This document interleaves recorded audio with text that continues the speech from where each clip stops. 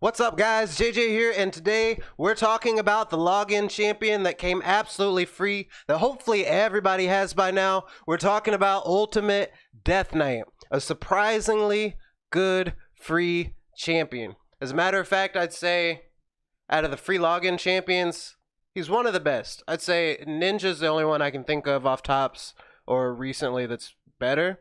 Because if you go back, Deliana was okay.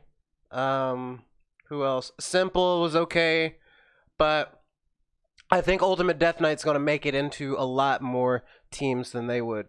So let's talk about the builds. Let's get him in some action. We'll see what he's looking like in the dungeons. And I guess we should start with his skills, right? So his A1, Heckler of Legends, attacks one enemies. Let's try that again. Attacks one enemy, has 30% chance of placing a provoke for one turn, and this increases to 55% against legendary champions. So that provoke is going to be good against Hydra clan boss. Maybe would be a good spot for that. And this legendary champions part of this ability is actually crazy for arena. So we might see him working his way into some arena defenses. Okay, and his A2, Rats Off to Ya. Attacks all enemies, has an 80% chance, I believe that's 100% when booked, of placing a 50% decreased attack for 2 turns, as well as an 80% chance of placing a fear for 1 turn on a legendary champion. So again, if we're looking at like arena defense teams against all those big Legos, that could really be a good one. And it's good anyway without that part. And the A3, get comfy, everyone, places a shield buff and a 15% continuous heal buff on all allies for 2 turns. The value of the shield is proportional to this champion's defense. So that's what's going to keep us alive. That's what's going to keep the whole team alive. It's almost, I'd say the shield is not quite as good as a Helicat, but with the 15% continuous heal, it actually is insane for a free champion, guys. And then the passives. Too awesome to die. Whenever an ally is attacked, has a 100% chance of completely blocking 1 hit, decreasing incoming damage all the way down to 0. This champion will receive that damage instead. Alright, so anybody who gets attacked with a single hit attack, he's taking that damage and not them, keeping your damage dealers who aren't as tanky alive through the fight. Where was I? Oh, this chance decreases to a 50% if the attacker is a boss, which actually kind of affected some things I was working on with Clan Boss, because I was hoping that he would be able to take the stun from anybody and keep us affinity friendly for Clan Boss, but at only 50%, it doesn't quite work that way. And it does not work if the attack on the ally was an AoE, but any single hitters, which is a lot of boss hits, or let's see, Relic Keepers, big single hitters, Rotos. This actually would be crazy against Rotos teams, because not only does he take that damage, but he also has those extra abilities against legendary champions. Alright, and passive number 2. This guy is stacked with abilities, guys. Stacked with abilities. Didn't need them. Increases this champion's HP, defense, and speed by 10% for each dead ally, which actually makes him crazy for a lot of solo farming, because when those food champions, you put them in the team, they die off, and then suddenly this dude's stats are up 30-40%, which is absolutely insane, especially for a champion that they are giving away just for logging in for 7 days. And then his aura skill, allied defense in all battles by 30%. Hey, that's nothing to sneeze at. You give him that ally, or you give him that aura ability, and it takes his defense up 30% and the rest of the team, which is actually insane. So when you think about it, if you put him in the lead, we get a 30% increased defense. His whole team dies. So if it's a 5-man team, if he's doing solo work, then he's up 40% more. Absolutely crazy. So this guy You build them with good stats, and then they all just get better as this team goes down. This guy was made to hold down the fort. When everybody else is taken out, Ultimate Death Knight is still standing. And honestly, I think this champion is a little bit indicative of the war in Ukraine. I just see it kind of the way he's got that golden color and also the blue in his eyes. Kind of, you see some tones of the flag. And I just think that toughness and the we're still standing here vibe that Ukraine has for Polarium, I think, maybe I'm reading too much into it, but I kind of feel it. I kind of feel like this is the Polarium champion, you know? But anyways, let's talk about the build.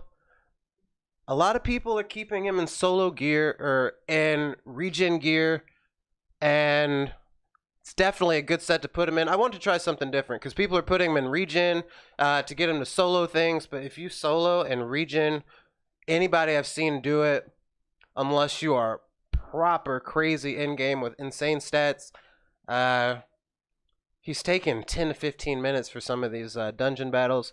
So I put him in Toxic to get a little extra damage, and we'll see how it works out. And then for his masteries, pretty much standard offense tree for War Master. We tried to pick up accuracy where we could, and any stats, any masteries that had anything to do with getting better when allies die. For example, we got Spirit Haste, speed increase by 8 for each dead ally. So anything like that we put on for masteries we picked up along the way. So let's get him into some action, yeah? Well, let's check out our dungeons. First one I want to do is Dragon's Lair. I just tested this team to make sure it works for the video. And I didn't go all the way solo because it's not 100% for me that way with the gear that I had not having in regen. So I added 3 food champions and 1 champion that's going to give us some extra damage as well as keep us alive. Actually, I've made a video about Walking Tomb Drang, but I want to talk about an ability that he has that's really great for pairing these two together. And that is this Death's Balance ability. Because when it came out, I was really excited about the HP burn, the AoE HP burn that can not be resisted. But this one's crazy. Equalizes the HP of all allies. And this is an HP champion. So what ends up happening with these two together is Ultimate Death Knight's taking all the damage, and Walking Tomb Drang has solid HP, and he's not taking damage. So every time that ability comes around, boom, they even up to Walking Tomb Drang's HP, and they keep going. So I think these are actually a crazy tandem, because I can run him without regen and without a healer, and we can keep this with some food champions in here. So let's run it and see how it goes. We're on Dragon Stage 25.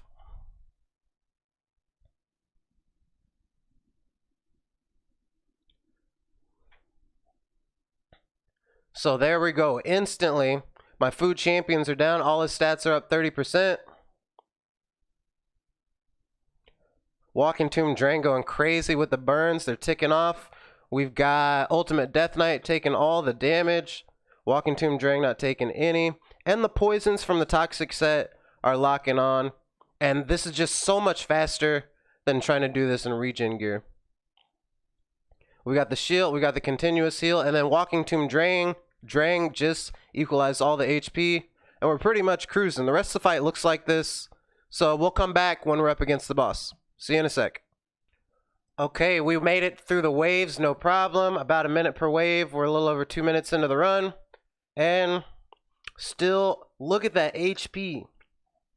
Between the continuous heal, the tankiness, and we do have a huge heal by Walking Tomb Drang equalizing the HP every time around, but we're cruising. Toxic set got those poisons popping off.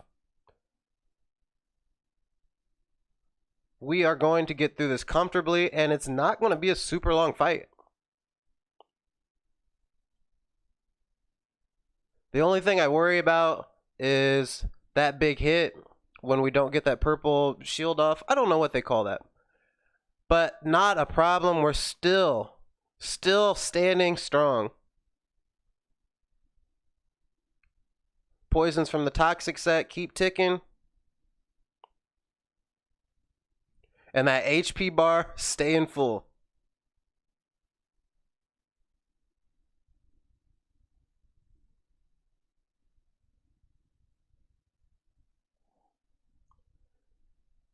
It's actually the first time our damage, we've taken enough damage to like lower our HP at all, but we're still cruising. It's ticked right back up.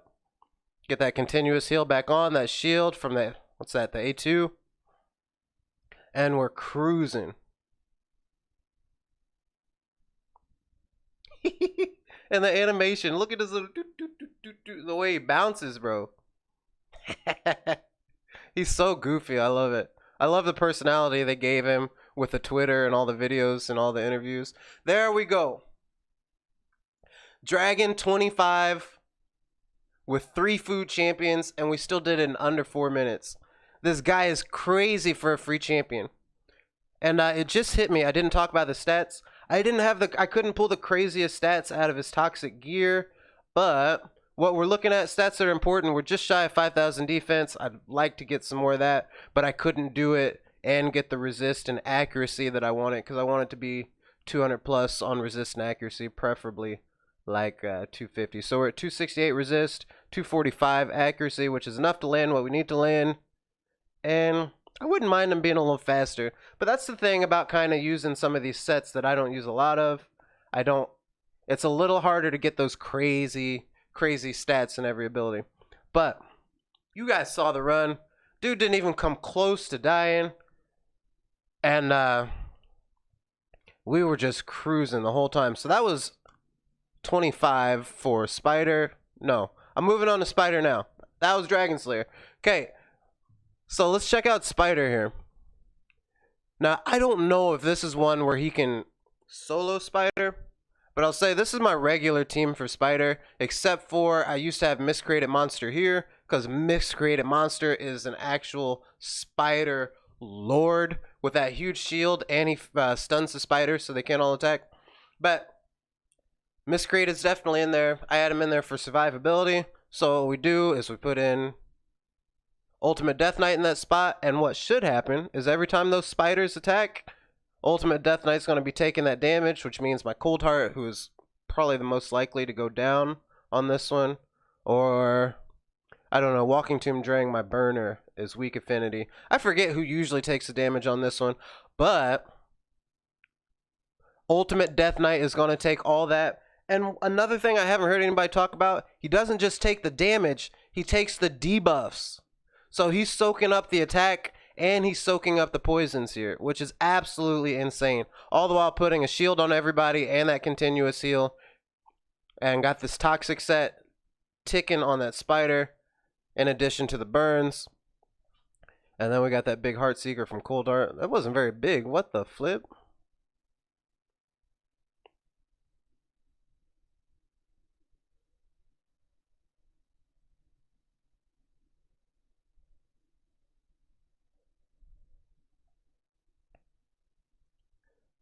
But let's see when the spiders start getting a turn again.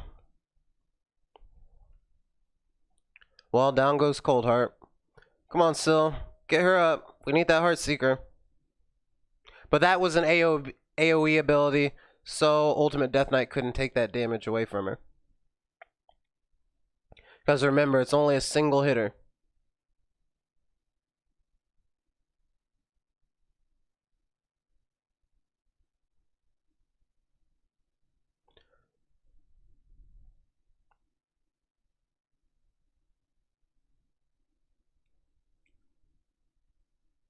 So Cold Heart's getting attacked. Ultimate Death Knight is taking that damage. And he's taking those poisons, but he's got enough resist to where the poisons don't even land on him.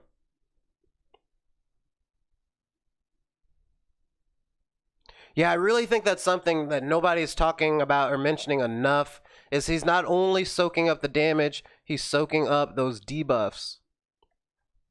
So if you build him tanky enough and with high resist, he takes all the damage, takes all the debuffs, and he's resisting those debuffs. Boom, Spider 25. We were never in any real trouble. Ultimate Death Knight taking all that spider damage, all the spider from the attack and the poisons. Absolutely crazy. 147, nothing to sneeze at. And, I think my fastest farm is just under a minute here, 59 seconds. So that is solid. Now, here's what we've seen a lot of. Seen a lot of people doing some ice golem. Because ice golem, to me, is probably the most challenging to get a fast and consistent run. I don't remember my best time on ice golem, but it's not super fast. It's like 4 or 5 minutes. And I've seen people do this solo with Regen, and Regen is also a great set for him. I think that's the set that Polarium had in mind, but we're keeping on the Toxic because the solo runs I've seen in Regen are all like 10 minutes plus. I believe this run should be under 10 minutes. So same combo. I've got Walking Tomb Drang to equalize that HP so we can keep that HP up without the regen. So he's always healing, always getting that health bar up to full. We've got 3 food champions. Actually, he's already on 20. So let's get another one in here.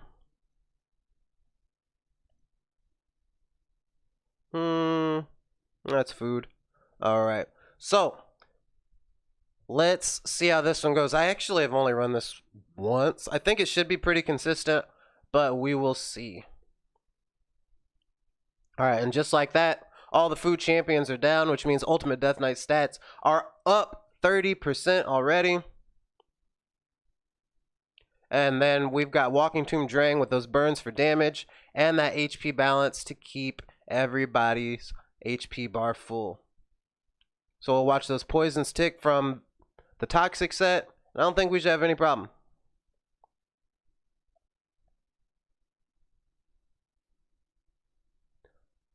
Oh, the one concern is if somehow the ad for the boss, sometimes he can land that heal reduction, and that kind of messes us up. That's the only time I could see this run not being super consistent, like not 100%, is if they land a couple of those heal reductions in one run. But we should have enough resist to not have to worry about it. And we're through the second wave, a little slower than Dragon 25 at about 3.5 minutes, 3:45. But we're through the second wave, no problem. Oh, look, they did land that heal reduction, which is the only thing that's going to keep us from getting through this stage, is if that heal reduction lands too many times and we can't get that HP back up.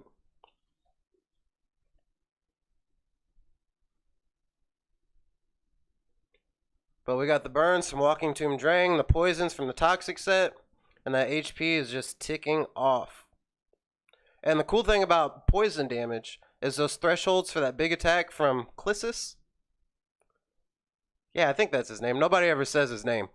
But the thresholds where he brings that big attack, if you did it in poison damage, it just skips it.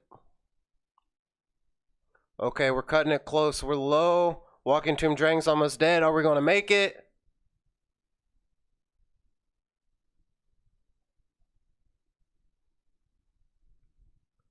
Okay, we're still hanging in there.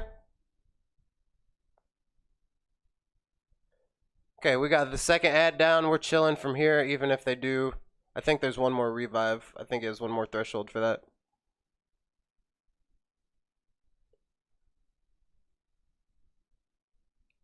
But we are chilling. HP bar still looking thick.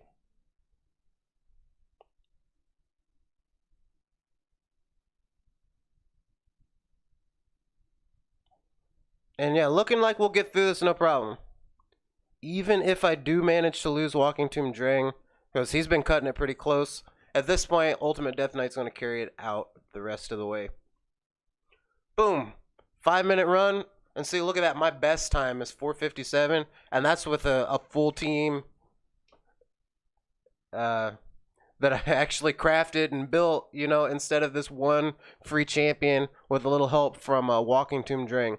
So that's why we use the Toxic set. It's just faster for farming, but you do maybe need some heals depending on what your stats are. So anybody who keeps that HP up, maybe a Apothecary would be a good rare for anybody, especially my free-to-play and low spenders out there. Apothecary would be a good champion to team up with Ultimate Death Knight if you want to do sort of a duo farm like this, because he's got that speed boost and the big heal.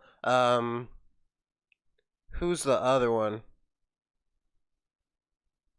What's her name? Hold on. The one that cleanses buffs. There we go. Doom Priest would be another one if you want to try this toxic set and you just need a little more help keeping Death Knight alive. Doom Priest would be one you could pair in. But I just happen to have a champion that can put in some damage and also keep everybody alive. So there you go, guys. What do you think? I think Walking Tomb Drang is a solid champion for a free login. I know a lot of times these free champions come out and some big time, the whales and the in-game players are like, oh, I don't need that for my account.